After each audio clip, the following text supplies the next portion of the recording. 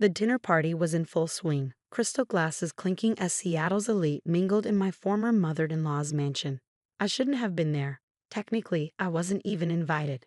But when your company caters the most exclusive events in the city, you sometimes end up in interesting situations. Olivia, darling.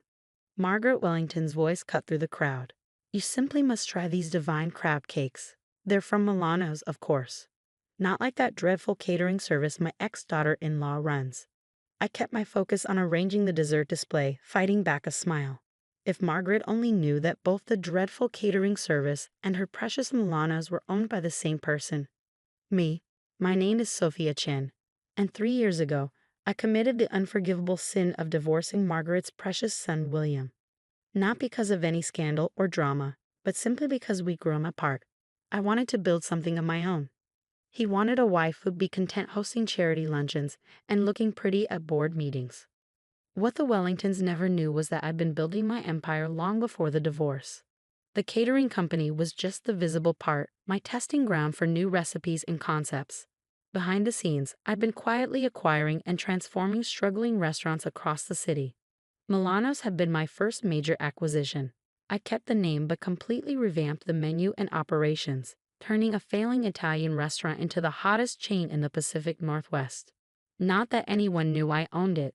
All the paperwork was under my holding company's name. Sophia, Jenny, my assistant, appeared at my elbow. The kitchen needs you. There's an issue with the soufflés. I nodded, grateful for the excuse to step away from Margaret's voice. In the kitchen, my team worked with practiced efficiency, but I could see the tension in their shoulders. They'd all heard Margaret's comments throughout the night. Listen up, I said, gathering them around. I know this isn't easy, but remember, we're not just here to serve food. We're here to prove a point. Maria, my head chef, raised an eyebrow. Are you finally going to tell her? Not yet. I adjusted my chef's coat, but soon, very soon. The truth was, I'd been planning this moment for months. Margaret's campaign to blacklist my catering company from Seattle's social circle had actually done me a favor. It had pushed me to expand faster, think bigger. While she was busy badmouthing my little business, I'd been building a restaurant empire worth over $50 million. My phone buzzed. A text from William. Saw you in the kitchen. We should talk. I ignored it. William had been trying to talk ever since he found out I'd bought his favorite steakhouse last month. Not that he knew I owned it. He just wanted to complain about the menu changes. Mrs. Wellington is asking for more of the Milano's signature sauce, Jenny reported, returning from the dining room. She's telling everyone it's a secret family recipe that no other restaurant could possibly replicate. I had to bite my lip to keep from laughing. That sauce was my grandmother's recipe, the same one Margaret had once called too ethnic for her dinner parties. Through the kitchen doors, I could hear her holding court. Really, it's about standards. Some people, she shot a pointed look toward the kitchen, simply don't understand the level of excellence required in our circle. That's why I only trust Milano's for my important events. I checked my watch. In exactly 2 weeks, Margaret would be hosting the annual Wellington Family Foundation Gala, the biggest social event of the season. She'd been bragging about having Milano's cater it for months. What she didn't know was that I had a surprise planned for that night, one that would finally show her exactly who she'd been underestimating all these years. Sophia, Jenny appeared again. The lawyer called. Everything's set for next week's board meeting. I nodded. The pieces were falling into place. Perfect. And the documents I asked for? All here. She handed me a thick folder. Are you sure about this timing? Absolutely. I started reviewing the papers. Margaret Wellington has spent 3 years trying to destroy my reputation in this city. It's time she learned who really runs things around here. The week before the Wellington Gala was a blur of meetings and preparations. I sat in my downtown office, reviewing the final documents for what I was about to do. The view of Puget Sound stretched out before me, gray waves matching my contemplative mood. The board meeting for Milano's is confirmed for tomorrow, Jenny said, setting a coffee on my desk. Margaret Wellington still thinks it's just a routine quarterly review. I smiled, picking up the latest financial reports. Under my ownership, Milano's had grown from 3 struggling locations to 15 thriving restaurants across the Pacific Northwest. And now I was about to merge it with my other holdings, creating one of the largest restaurant groups in the region. My phone buzzed. William again. Mother's frantic about the gala menu. She says no one at Milano's is returning her calls. What's going on, Sophia? I ignored it, just like I'd ignored his last dozen messages. Let him worry. The intercom buzzed. Ms. Chen, your 2 o'clock is here. The Milano's executive team. Send them in. 6 people filed into my office, all looking nervous. They'd been running Milano's day-to-day operations while I remained the silent owner. Only they knew who really signed their paychecks. As you know, I began tomorrow's board meeting will announce some significant changes. I want to make sure we're all clear on how this will play out. I laid out the plan, watching their faces as they realized what was about to happen. The merger would make headlines, especially given who would be affected. Mrs. Wellington, my CFO, said carefully, she'll be there tomorrow? Oh yes. I leaned back in my chair. As a special guest. After all, she's our most vocal supporter. Later that evening, as I was leaving the office, I ran into exactly the person I'd been avoiding. William stood by the elevator, his expensive suit a reminder of the life I'd left behind. Sophia, he said, stepping forward. We need to talk. About what, William? How your mother's been trying to destroy my business, or about how you've done nothing to stop her? He had the grace to look uncomfortable. Look, you know how mother gets. But these changes at Milano's, they're causing her real distress. She's planned this gala for months, and it will be perfectly catered, I assured him. Just maybe not quite the way she expects. His eyes narrowed. What are you planning? You'll find out tomorrow, along with everyone else. The next morning, I dressed carefully in my power suit, Chanel, black, impeccable. Margaret wasn't the only one who knew how to make an impression. The Milano's boardroom was filled by the time I arrived. Margaret sat near the front, radiating self-importance. She'd been invited as a valued customer to provide feedback on recent changes. She didn't even look at me as I walked in. The chairman stood to begin the meeting. Before we discuss regular business, we have a special announcement. Over the past 3 years, Milano's has undergone significant transformation under new ownership. Today, we're announcing a merger that will create the largest restaurant group in the Pacific Northwest. Margaret perked up, probably already planning how to brag about her connection to such a prestigious company. I'd like to introduce the owner who has guided this transformation, Ms. Sophia Chen. The silence was absolute as I walked to the podium.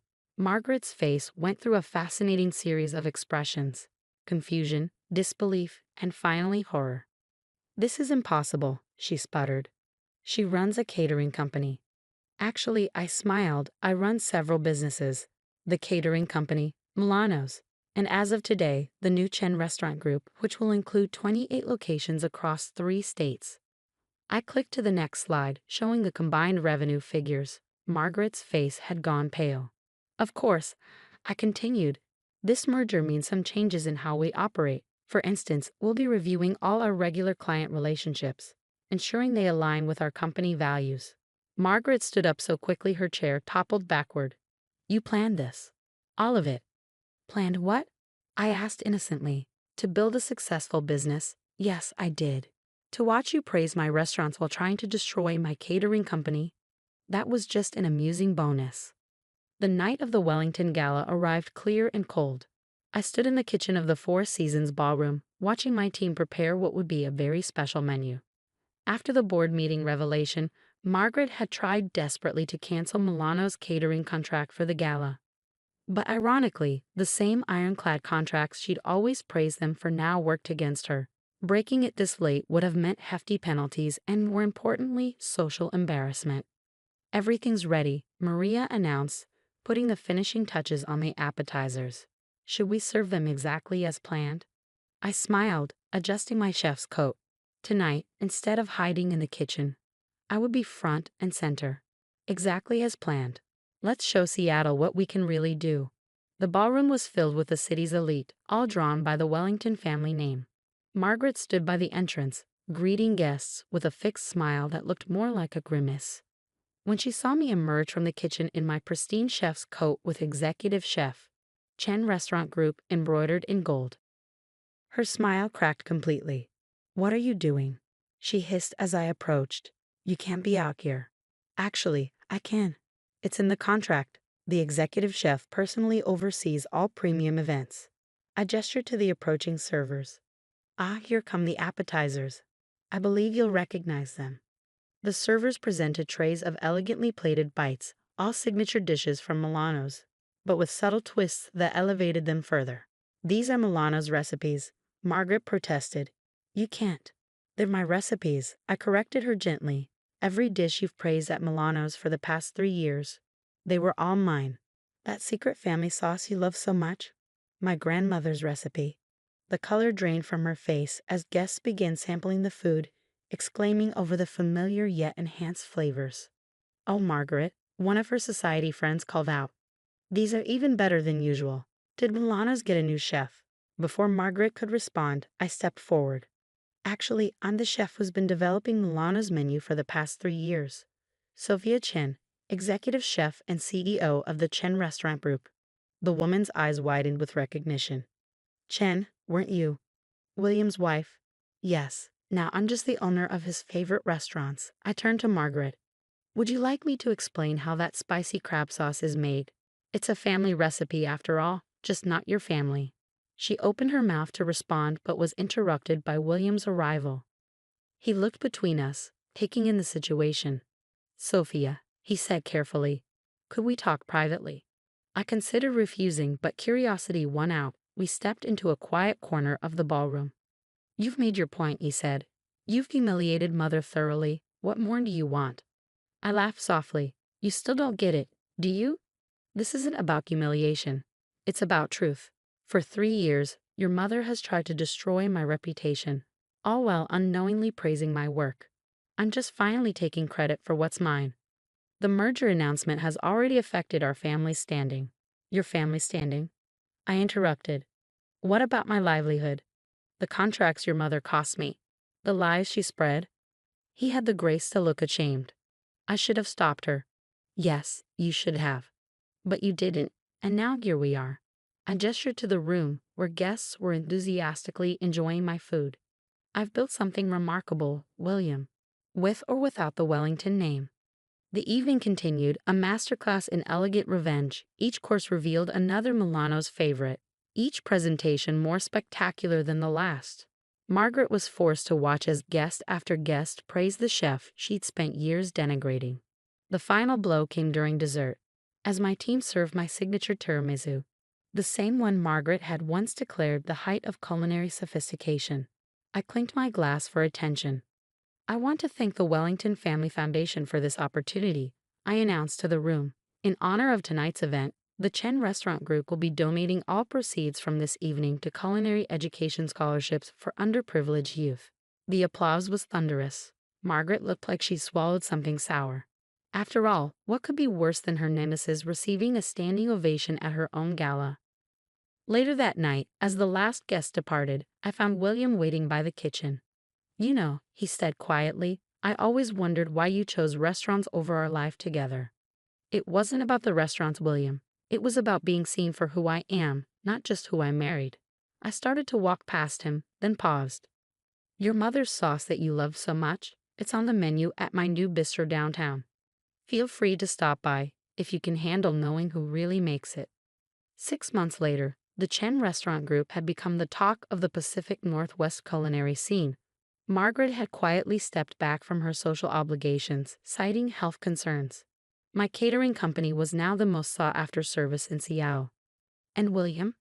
He became a regular at my new bistro, always ordering the sauce he grew up loving. Sometimes the best revenge isn't about destroying your enemies. It's about forcing them to face the truth they've been denying all along. As for me, I finally had everything I'd worked for.